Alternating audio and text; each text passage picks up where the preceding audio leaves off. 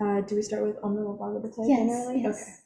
Om Namo Bhagavate Vasudevaya. Om Namo Bhagavate Vasudevaya. Om Namo Bhagavate Vasudevaya. Om Namo Bhagavate Vasudevaya. Om Namo Bhagavate Vasudevaya. Om Namo Bhagavate Vasudevaya. Do you normally do Narayan Sudhya, or would you just Okay, why don't you go ahead and lead it then? Yeah, then just the continuation for the beginning mantras. Can do Om Gyana. Okay. Om Gyana Tamarandasya Gyananjana Shalakaya Chakshurumilitam Yena Tasmai Shri Guruve Namaha.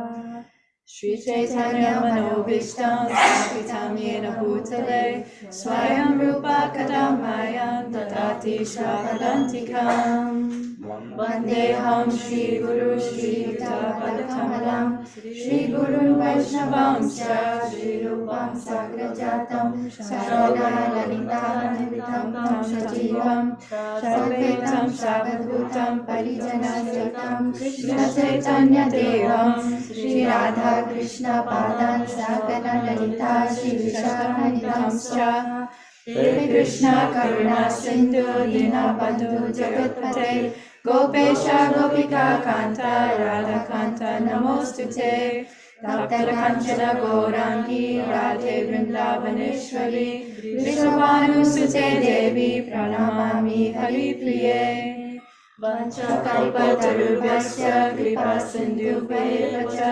Patitanam Bhavanebhyo Vaishnavebhyo Namo Namaha. Shri Krishna Chaitanya Prabhu Nityananda Shri Advaita Gadadhara Shivasadi Gaura Bhakta-vrinda Hare Krishna Krishna Krishna Hare Hare Hare Rama Rama Rama Hare Hare. Oh, that's so nice. Okay. Okay, so we are reading from Bhagavad Gita as it is. Yes. Text 20. Chapter 11. Chapter 11. Yeah, 11:20. And I think we'll probably read, it's all right, Prabhu, I think we'll probably read 3 verses. Yes. Okay. Dva'a prithvyor idam antaram hi vyapitam dvaikena dashashachar sava drishta vitputam rupa ugram tvedam lokatrayam pravyutam mahatmam. Anyone would like to repeat the verse? Anyone want to read the translation? It's the verse. See? Although you are one, you spread throughout the sky and the planets and all space between. O Great One, seeing this wondrous and terrible form, all the planetary systems are perturbed. Purport. Dva'a Prityo, the space between heaven and earth, and Lokatrayam, the 3 worlds, are significant words in this verse because it appears that not only did Arjuna see this universal form of the Lord, but others and other planetary systems saw it also. Arjuna seeing the universal form was not a dream. All whom the Lord endowed with divine vision saw that universal form on the battlefield.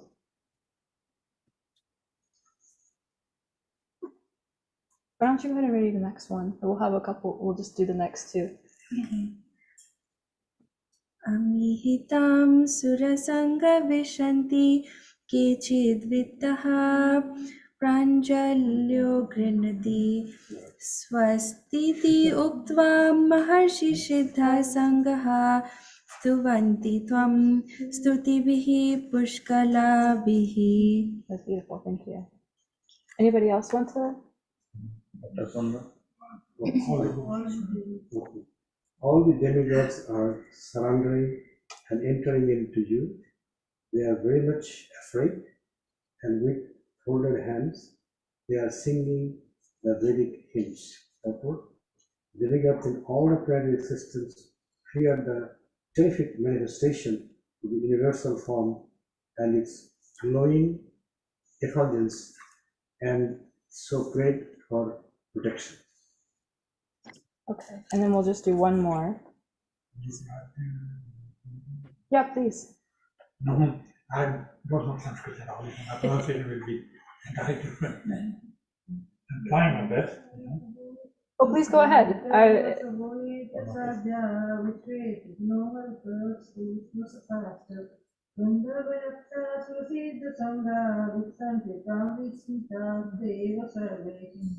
Beautiful, thank you. Anybody want to read the translation, or would anybody else also like to? Radhika, translation for you.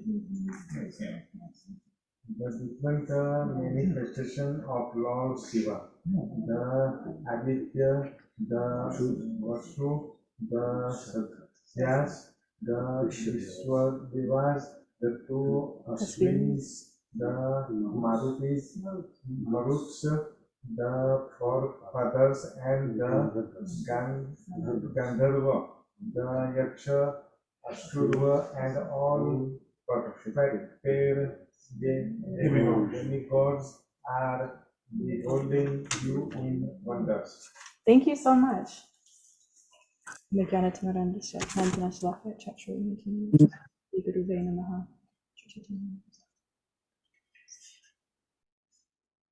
Thank you all for inviting me. I feel like I want to be like speaking to you, so We can turn around. maybe I'll just. Yeah, okay, this is, yeah. Yeah, I want to see your faces. Yeah. Okay. Yeah. Well, somehow this is a little better. Okay, thank you very much. Yeah, the lighting's okay. So thank you so much for inviting me. This is actually a really beautiful chapter of the Bhagavad Gita. The universal form is something that is profound when we really come to understand what it means to honor and worship the Supreme Lord in all of his varieties, all of his potencies, and all of his expressions. So this universal form, of course, you understand that there's the deity on the altar, there's the Lord himself, and then there's his energy, his effulgence. And then there also is the Lord who is expressed through that energy, that effulgence that is there in the whole material manifestation as well as spiritual manifestation, but we'll be speaking specifically of that material manifestation of the Lord through his energies. And here we are at the Battle of Kurukshetra with Arjuna asking the Lord to see his universal form. And so now you've read how the Lord has appeared in this universal form. And Arjuna is describing how it's amazing and wondrous, but it's also terrible. And he's perturbed. And not only is Arjuna seeing this universal manifestation of the Lord, but so are the demigods. In fact, it says that all the host of demigods, they were surrendering before him, and they were very much afraid and offering prayers with folded hands. And they were crying, all peace, and singing Vedic hymns. So they were very concerned. They were overwhelmed, amazed by this universal form of the Lord. Continue. Oh, okay. See if this camera's better. It's darker. Okay, never mind. Sorry. And sometimes there's this question of how is it that the Supreme Lord of all that bees, our beautiful Krishna, how is it that he could also be terrible and fearful, frightening? How is it that this universal form is so horrifying to the host of demigods, to Arjuna himself? What is it? Oh, thank you.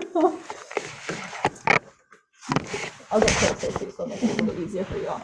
How is it that it can be so, how he could be so terrifying and yet so wonderful, so magnanimous? And what does this mean for us? How can we apply this practically in our lives?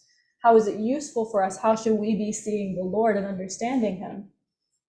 And these are all beautiful and wonderful questions that we should continue to explore further in our own personal meditations as we understand this universal form of the Lord. Thank you so much. It's so much better. I'm really grateful to be able to see all of your faces. So thank you for accommodating me with this. And so this universal terrible form of the Lord, is here to show us that there is nothing in this material universe, in this material manifestation, that is separate from the Lord. Even the most horrific things, even the most terrifying, frightening things, the most painful, excruciating elements of this material world still are manifestations of the Lord. And this isn't something that we should be frightened of necessarily. It's not that we should then be trembling at the thought of our beautiful Lord Shri Krishna.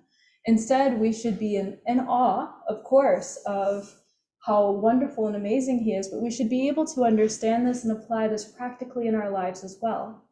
Because if we can understand that there's nothing in this material world that's separate from Krishna, that death and dying, when the Lord's opening his mouth and Arjuna is seeing all these, hosts of people coming through and dying in his mouth, and he's chomping his teeth, and it's so frightening, And he was saying, how can this also be you? So death is also the Lord. Suffering is also there within the Lord.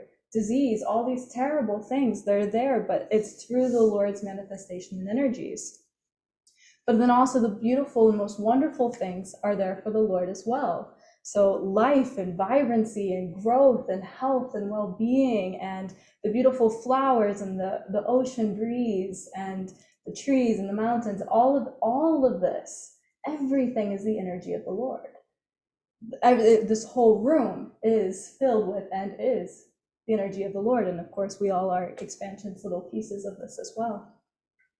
And so when we understand our relationship with the Lord, that there's nothing that's separate from the Lord, then we can actually be practicing real spiritual consciousness, because then we'll understand how to live within this world, what it means to be connected to the Lord.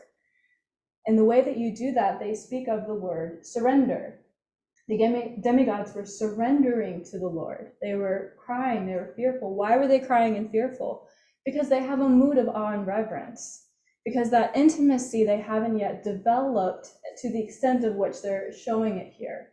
Even Arjuna, that universal form, it's one of reverence, not relationship, which is why Krishna doesn't prefer to show that form. His desire is to show relationship. But the universal form is there as well. And so he describes in Bhagavad Gita, as you surrender unto me, then I'll reward you accordingly. And if you change the word surrender, because surrender can sometimes be a harsh word, it's hard to understand maybe even what it means to surrender. Does it mean giving up everything? What am I giving up? What am I not giving up? How am I flailing myself before the Lord? So if you change the word surrender to the word trust, then it's easier to understand. As you trust me, as you learn to trust me more, then I will reward you. I will take your hands. I will support you. I will care for you. I will show you how everything in your life, good or bad, is me helping you and guiding you, helping you to have the knowledge that you need to move forward in a beautiful and wonderful and spiritual way. And as you show me your desires, what is it that you actually want, then I will help offer that for you. I'll help give that to you. And as you trust me more, as your relationship develops with me more and more, then I will reciprocate with you more and more, because the Lord is equal to everyone. He cares about everyone. He wants to see everyone happy and satisfied. But if you're saying, no, actually I want disease because I'm comfortable with disease. I'm used to disease. I want poverty because my family was in poverty, so I'm used to poverty. I want sickness and hardship and difficulty because life is supposed to be hard and difficult and painful and sad. If you're used to these things, if you want these things, if you're telling the Lord this is the type of life that you think you're supposed to have, then you have free will, and because he loves you, he'll give it to you. But then if you say, no, my dear Lord, actually,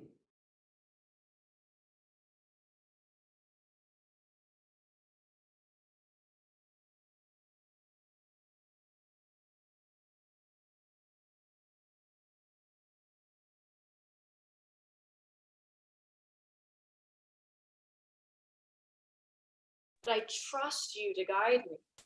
Then the Lord says, oh, you trust me. You'll finally trust me, because he'll say, if he tries to give you something wonderful, and you say, oh, no, I don't want that. I don't trust you. I don't trust you. And how can you give something to someone if they don't trust you?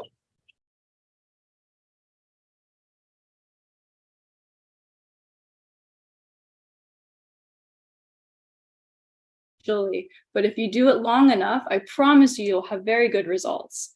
But if you say, no, no, no, I don't trust you, and I'm not going to take that medication, and I'm not going to follow these instructions, and I don't have the patience to see you through with this, then you won't get the results.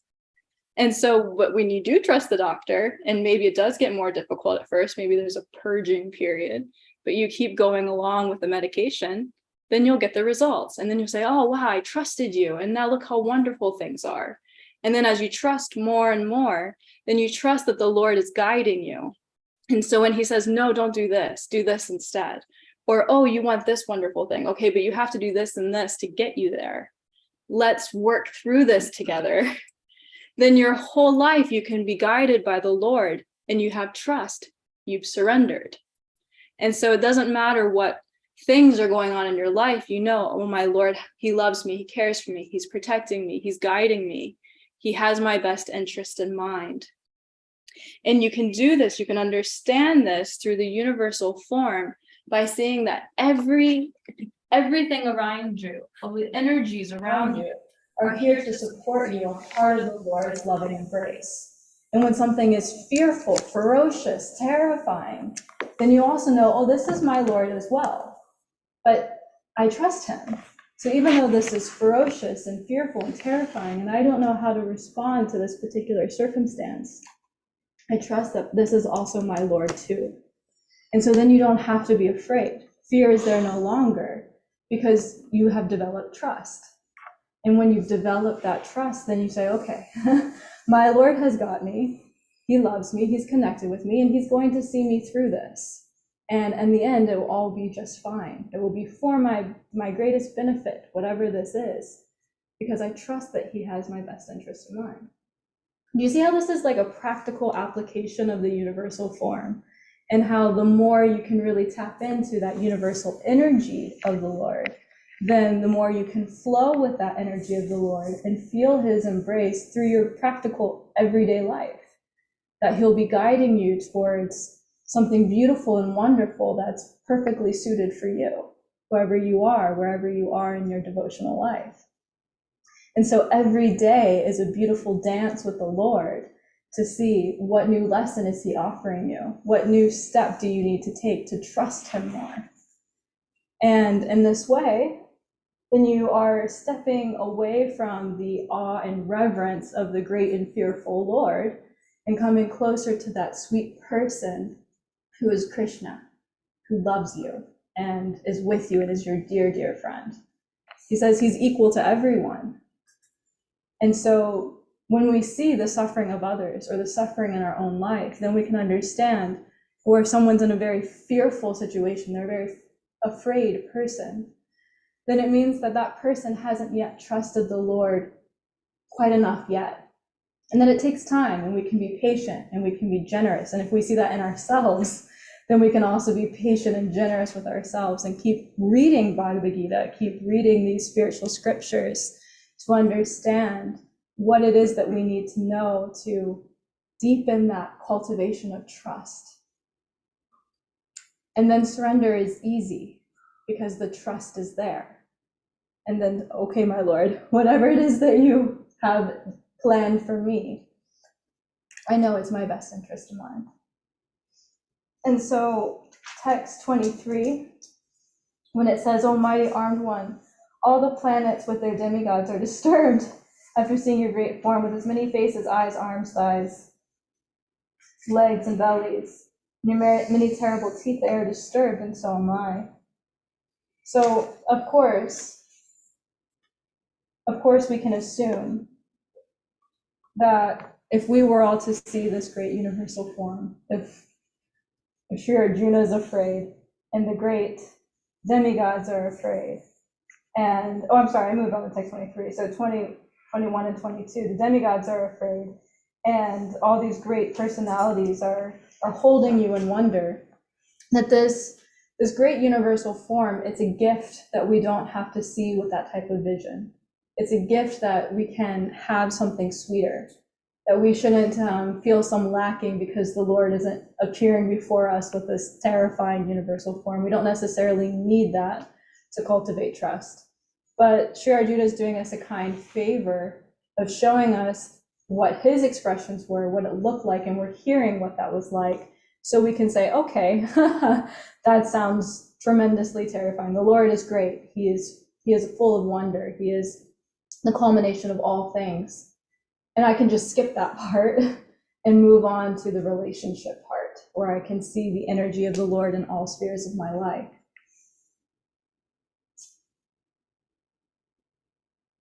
We don't have to necessarily, awe and reverence is very significant, important in so many ways, but we want to always hold that reverence of development of relationship, because that's really where the magic, the beauty of Krishna consciousness is. I think I'll end there. Are there any questions or comments that we'd like to dive into about this universal form? And then we can actually kind of go deeper and discuss more about these 3 verses and the reactions, the expressions of Arjuna and the demigods and all who had that transcendental vision, who were able to then experience the quality of the Lord in this way. Well, Arjuna wanted to see universal form because Arjuna has a doubt that he is not all performing all forms and everything. So there, it's described that Arjuna did. He had this doubt. He wanted to see the Lord in his full magnanimity. We can understand that Arjuna had this doubt, but because it's showing that not only did Arjuna be gifted this transcendental vision, because not that you just have the vision, Krishna has to give you the gift of the vision. Krishna, if he only wanted to satisfy the doubt of Arjuna, he would have only given that transcendental vision to Arjuna. But because he specifically gave that transcendental vision to the demigods and to these other great personalities as well, then we can understand that this doubt that Arjuna poses is a doubt that's meant for our benefit. Just like if a person is sitting in class and they're listening to a Bhagavatam or a Bhagavad Gita class, and they can see that there's other people in the class who maybe don't quite understand a particular point. So for the benefit of everyone, they'll pose a doubt, so that particular point can be expanded on and extrapolated for the benefit of everyone. So did Arjuna have this doubt that the Lord was there? You could say maybe so, because his relationship with the Lord was so intimate and personal, it was so friendly, that perhaps there was a doubt that how could my best friend, my dear beloved Krishna, who's being my charioteer of all people, like a very low position, the charioteer, you know, he's not, the person who's a chariot driver isn't the great Satriya, you know, he's the assistant. And so the Lord is choosing to be the chariot driver of Arjuna.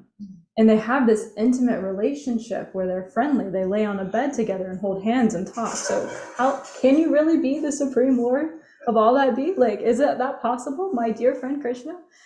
And then he's also asking for everyone else, like, is it you're God? We should all, you know, like that.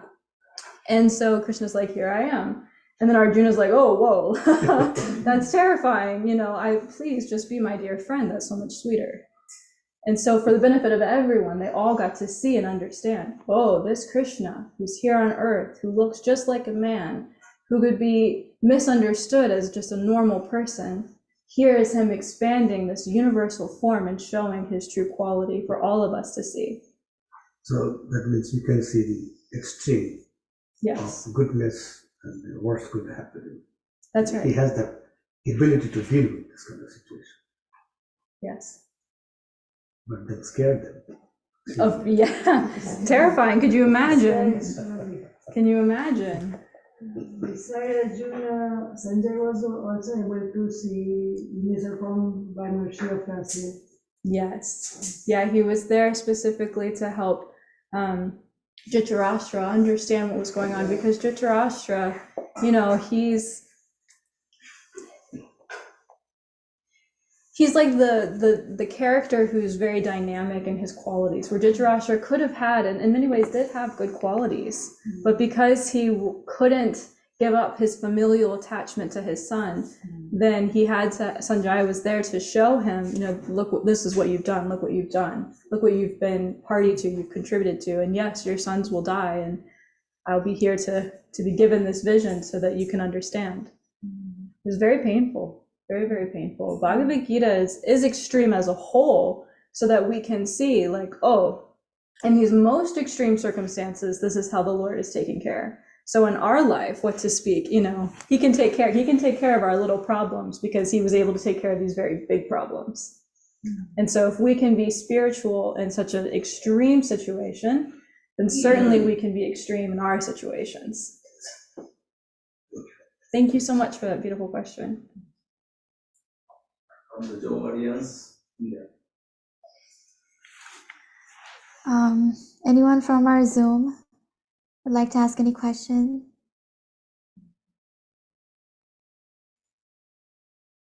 Sometimes they're shy, you can ask Dr. Sudhir Trivedi. You want to ask any questions? Yeah, you can everyone? also ask questions. Oh, okay. You can share something. Sure. All right. Well, that's fun. I like that. So then the question I think I have for you all, and I'd love to hear your experiences. I like that this is very, it feels very family oriented. I'm really enjoying this type of class. It's very nice. Is that I think all of us have had and should have experiences where we've seen this situation is very difficult. It's very painful. It's like I want to think, my dear Lord, how could you be doing this to me? How could you put me in this situation? And then been able to be given some realization of why that thing was useful to get you to where you are now. Does anyone have an experience like that where you were currently in it and you're like, why is this happening? Why are you doing this? And then once you got through it, you're like, oh, actually, I can see why that was good. I can see why I needed to do that. Maybe I don't want to do that again, but I learned some really good lessons about that. Does anybody have something that they want to share where that kind of that moment came for them, some difficulty? It doesn't have to be something very personal. It could just be a simple thing, silly little thing. These are things that we can be looking at in our everyday life. I'll give you an example from my life just to start with. There was one time I was going to a program and the car stopped working. Car was working just fine, no problem. There was no issue with the car. And then all of a sudden it stopped working. And then there was this huge rainstorm and a flood. And the car wasn't working, so I couldn't move forward anywhere. And what I found out later on is that because the car stopped working, I was very frustrated because I couldn't get to the program that I was saying that I was supposed to be at for devotees who were expecting me to be there. But what I found out is that on my way there was such tremendous flooding before where I was that the car actually could have been, everyone's car in that area got completely totaled and destroyed because of flooding. And so I got saved because my car stopped working well before all of that flooding. And so I was able to get my car working again, and I just turned around and went home rather than having to have my car completely destroyed because of the rain. But because I didn't know that initially, I was very frustrated and upset. I'm trying to do the service for you, Krishna. Why aren't you reciprocating with me? I'm trying to do this work. Why are you stopping me?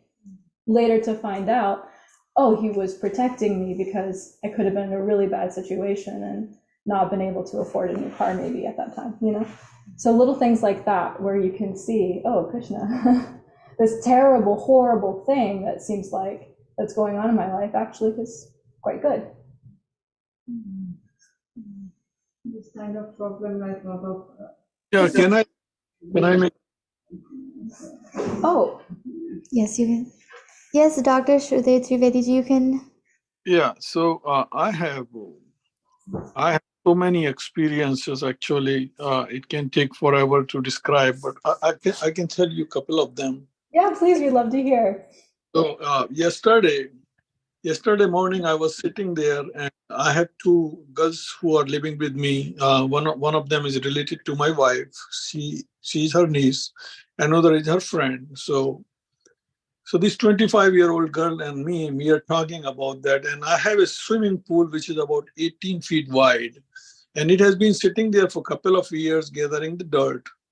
and it's dry enough now. So I was telling those two girls that, okay, maybe 3 of us together can flip it. And then all dirt will come out and then we can clean. So it's a big task. Actually, it's 18 feet wide pool.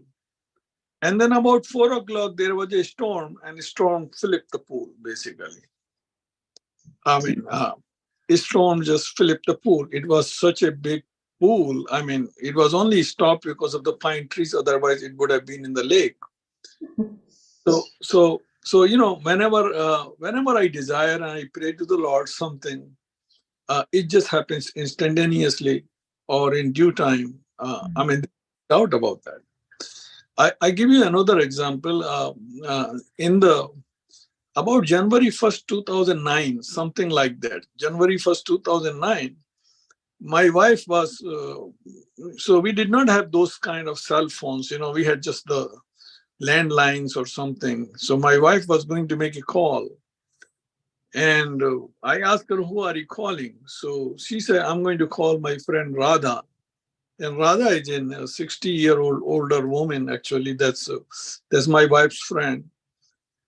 And so I made a joke to her that, okay, well, to them, don't take too long because I'm waiting a call from Krishna. So my wife called, and then she got a call back from Radha, and she spoke to Mrs. Radha. Her full name is Radha Ramchandran.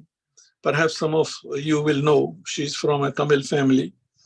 And then I think Tamil or Malayalam, something like that. And I think, and after a couple of hours, I got a call from one of my former students. And she just called me and she said, Happy New Year, Dr. Trivedi. And I said, good. Happy New Year to you. And it's not usual. Normally, they will send me an email or a text message. People just don't call. But I was surprised by that call. And then she said that, Dr. Trivedi, my son wants to speak to you.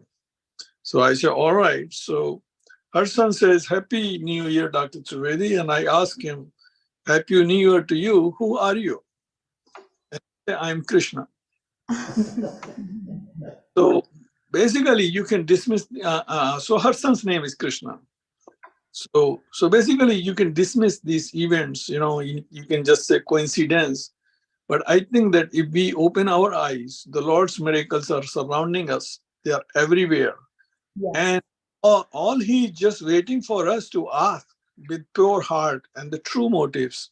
And then He's ready to give it to us. Even Draupadi, if you see, she kept fighting and fighting and fighting. And until the time she just gave up and she says, Shri Krishna, then Krishna took over basically and said, okay, well, I'm going to take care from now. And she stopped fighting, and we all know the history. One of the things do not read all this Bhagavad Gita, but one of the things most of us do not realize that not only the Krishna is a charioteer for Arjun, he is a charioteer for all of us. Yes. Okay? He's a Sarthi for all of us. He is there. He has sent a message. He is there to show us the path of how to live with dharma. He has shown us the path how to be virtuous in life. He has shown us the path how to be righteous. And we tend to ignore that. Not only he's a margdarshak for Arjun, he's a charioteer for all of us. And he's ready to show us the path. Can I stop you right there? Because you're saying something that I think is really important to the text, and I would love to bring it back if that's... Thank you. And actually, I'm done. Thank you. Thank you so much. Thank you. I'm really grateful. Your point here about Krishna being the charioteer for all of us, this is such a significant point, and I'm so glad that you brought it up, because this is fundamental for our Krishna consciousness. And your experiences, they're beautiful, and they perfectly describe what we're speaking about to this text. So thank you. Your contribution is really perfect for this. So I'm very grateful to you for sharing your experiences and showing, really like iterating that what I'm saying is true.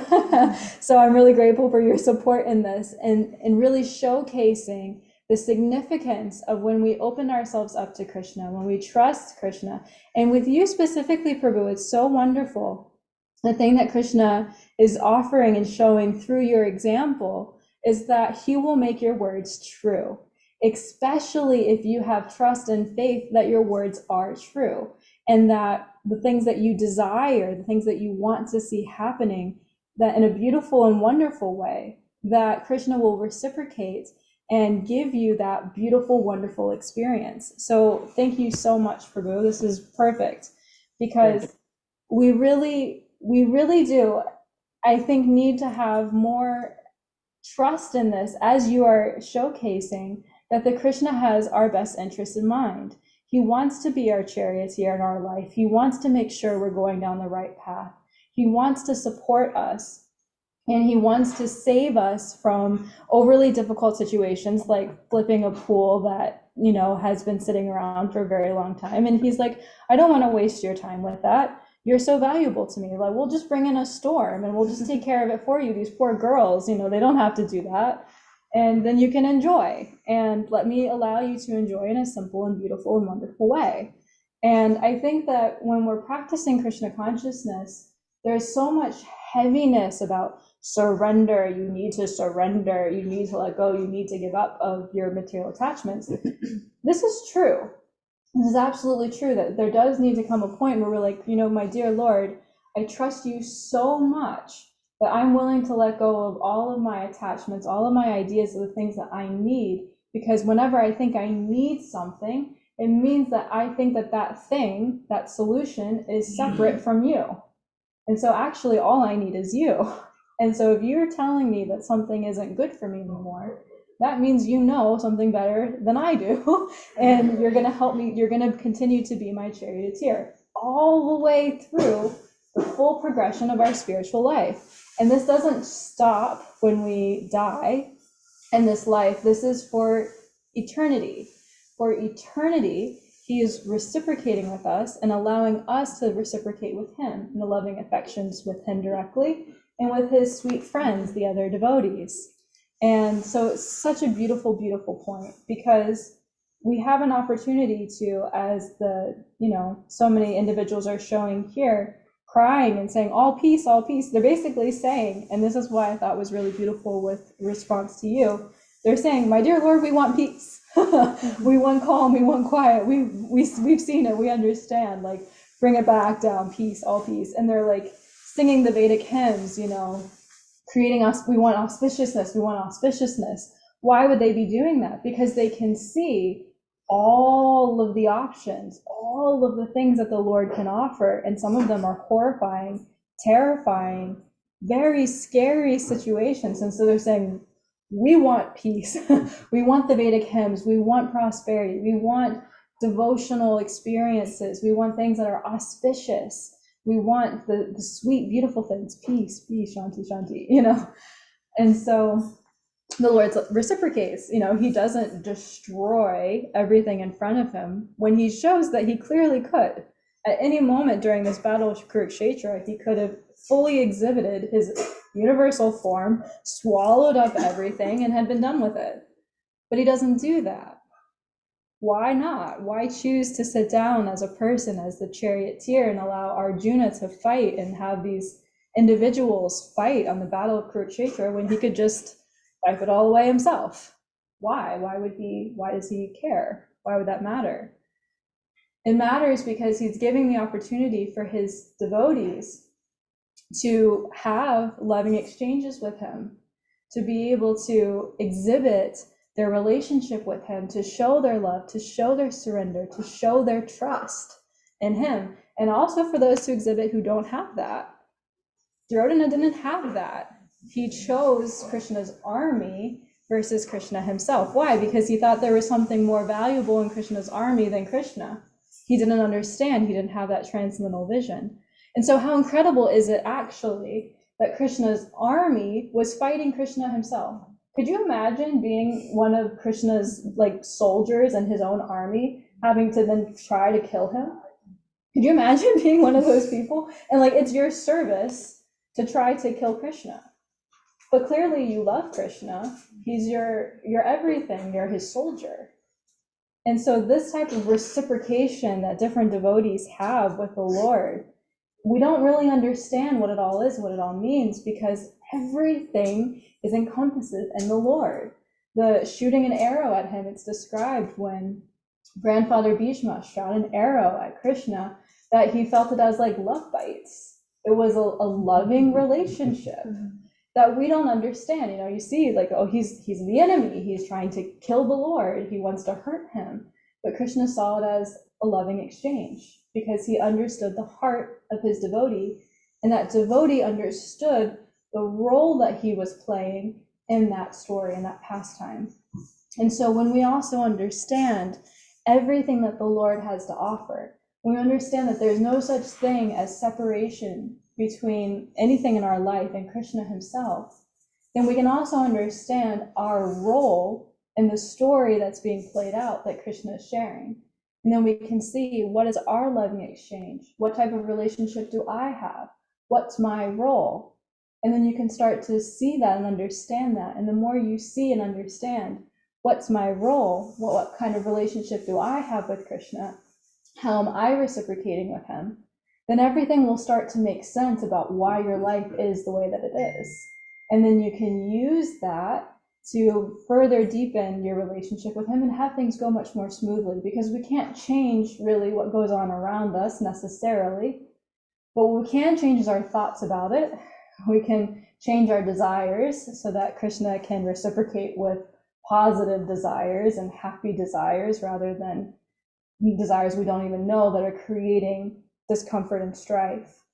And as we change our consciousness, as we feel that mood of trust, as we develop our relationship with him, as we start desiring better things for ourselves, then that pathway really opens up in a beautiful way. And Krishna is our charioteer, keeping us from all difficulties in all spheres of our life. And then when he finally, at that time of death, says, okay, I've proven to you throughout your life that I'm here for you in all spheres. I'm here to take care of you. I'm here to love you. I've helped you navigate things so wonderfully. Now trust me completely and let go. And that's really when that moment of surrender is most significant. And so if you've developed this throughout your whole life, then you say, okay, of course I'll let go of all of it because I trust you. You've proven to me and I trust you. But if you haven't developed that with him and it's time to let go at that final moment, it's going to be very difficult, very terrifying sort of scenario. So yes, this cultivation is something that we do every moment of every day because we need it. We need to see that the Lord cares for us, that he loves us and he's there to protect us. And that even though he has all these terrible options that could be there in front of us, he won't use them on us because he wants us to have reciprocation in return. Any other questions or comments? Or does anyone else also want to share an experience that they've had?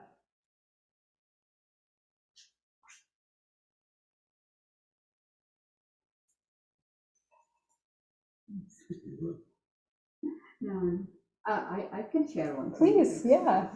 Because, I can feel it. I can feel it coming out of you. So I was like, oh, share. I don't know, well, I'm Canadian, like recently moved here from Canada. We lived there like 22 years there. So it's too cold place. So we are, one time we visited to my brother's home in Portland, Oregon. And we are moving, it is in winter, December. So it's lots of snow, and we are driving like this. So when we close to Canada, we entered Canada, so suddenly maybe day before or the night is lots of snow. So when we reached there on the road, and it is on the mountain, that road, yeah, went through the mountain, and mountain is too, like we are on the very top of the mountain, and it was suddenly we stopped there, like lots of cars stuck there because roads are closed, like all snow, they can't remove the snow. So we stuck there maybe around 2 hours. So we are thinking that time might be we can't go back to the hotel today or go home. So because we don't have even that much food also with us. So Like if we stuck there, it's nobody knows. We can stuck there maybe 3-4 days if they couldn't remove the snow. So, but like fortunately, it is I don't know. Like God saved us. Actually, we like there is no even no bathroom even over there or like there. So my kids are small that time, and they want to go to washroom. So we take one exit from there, and there lots of so might be so we couldn't find any fire, just white everything, nothing there. So then we took a turn, but we couldn't find anything. So we have to come back again to the road. So, but there is lots of snow. Like we can't go back, and we don't know like where we're going. Like somewhere lost maybe. So and that time I think nothing was working. Like GPS also everything nothing was working. So so finally I don't know how we took the yeah. We found a path. So we found the path. And that time we are driving like it's like 100-kilometer road. It is another kilometer. So and we are driving that time maybe 20-25. That way we are driving too slow. Finally they opened the road. So we are driving like this too slow, and we took maybe 2 hours driving. Like it took for us like 4 to 5 hours, yeah. But you made to it. reach to the hotel, but finally we reached the hotel. You finally reached the Yeah. hotel, Yeah, even so though there were thankful. so many reasons that you might not have been able to. And Yeah. you know, you can imagine how like the mind Yeah. could wander and say, "Oh, we're stranded out here. We're in the snow." And if you had allowed your mind to get, you know, more and more perturbed, Yeah. how much more difficult that situation could have been, or you know, how much more painful of an experience you Yeah. might have had. But because there it was, could have been, yeah, yes, but you it's were, not like. but it we wasn't. Finally, yeah. You were taken care of. You were Yeah. protected and supported. Yeah. Yeah, so these are things that we really, thank you so much. That's also a very beautiful example. That these are things that we really do need to see in our life. The more we become aware of what's happening when it's happening, then the more we can better respond in those situations as well. We won't need to panic or freak out or, you know, exhibit an extraneous amount of difficulty in a situation, any situation really. And because we'll know, okay, the Lord's here to take care of me. He's here to support me. He's here to, and on the flip side of that, we can experience things beyond our imagine. Like far beyond what we could have ever imagined. Beautiful, wonderful, incredible experiences that allows us to intensify our offerings in ways that just are tremendously exceptional. Because it's not that Krishna just wants to save us from difficulty. He also wants to gift us with wonderful, wonderful things because he loves us. And anyone who loves you wants to give you the best experience possible. They want to pamper you. They want to take care of you. They want to support you. But they want to do that for you. Why? For what purpose? Not so that you can have so many wonderful things or wonderful experiences all the time, but again, for that purpose of trust. So that truly, when it is time of, okay, my Lord, now you're giving me something difficult that I need to let go of, or I need to change, or I need to adjust myself for, you can see, well, you've given me so many wonderful things as well. So I will expect something wonderful. And so then I can easily let go of whatever thing that I'm being called to let go of in this moment. Whether that's, you know, having to deal with a change in location or a change in job, or having to take a leap of faith in a scenario that is difficult. It's easier to do it when you feel that you have the Lord there on your side. He's your friend and you're his. And when you feel like you're his friend as well, then not then does he become your order carrier, just giving you all the things that you want and protecting you all the time. But then you can also reciprocate.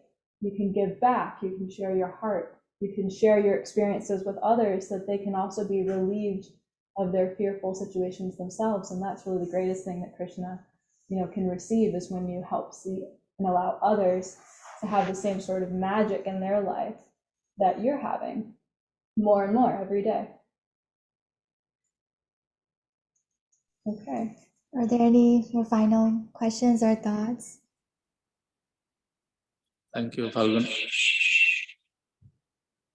Can you unmute over there? Yeah. Hare Krishna, dear devotees. So we are so happy. So Phalguni Radhika gave actually wonderful class and all the way from West Bank. So it is so beneficial if we accept the knowledge she gave through Bhagavad Gita, and she gave wonderful discourse and so many wonderful points she mentions.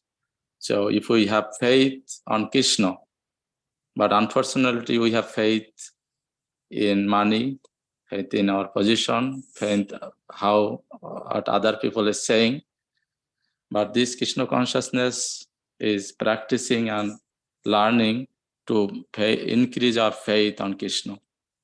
Like how Prabhupada actually proved in this material world when he came in the United States 1965 or 66 with bare hand, right? Nothing was with him.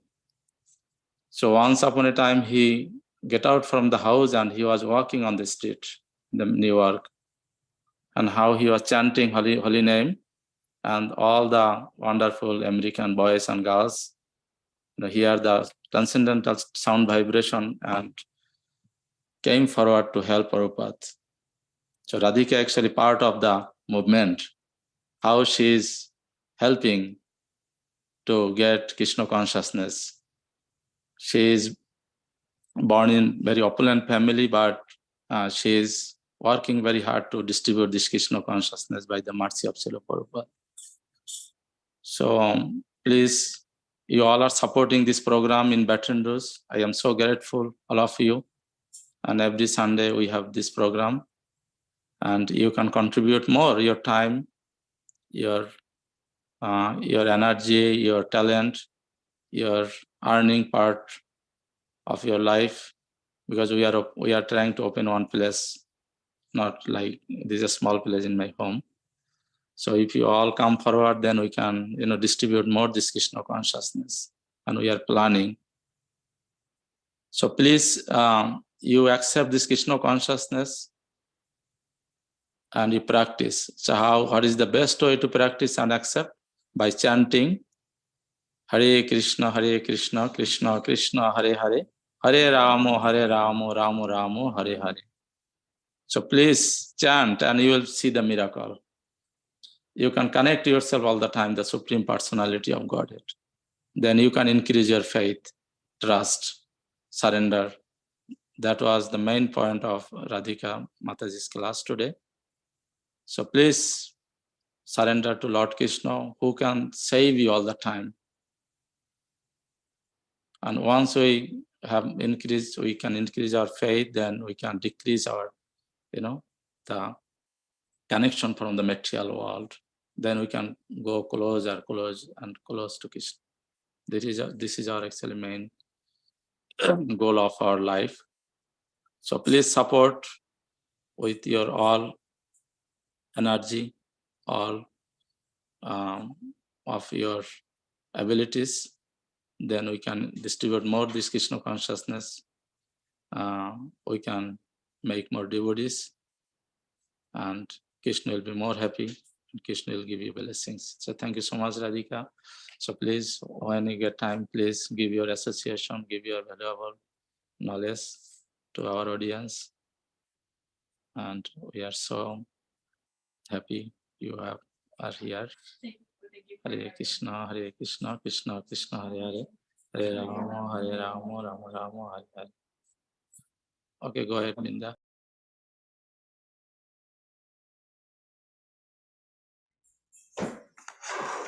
So today is also a very special day. Do you guys know what is today? Father's Day, yes. So I wish all of you a very happy Father's Day, and this is the perfect day to pray to Lord Krishna, because he is our Supreme Father. So thank you so much once again to Radhika Mataji for an amazing class. So now we're going to move to the next part of the program, which is Aarti. And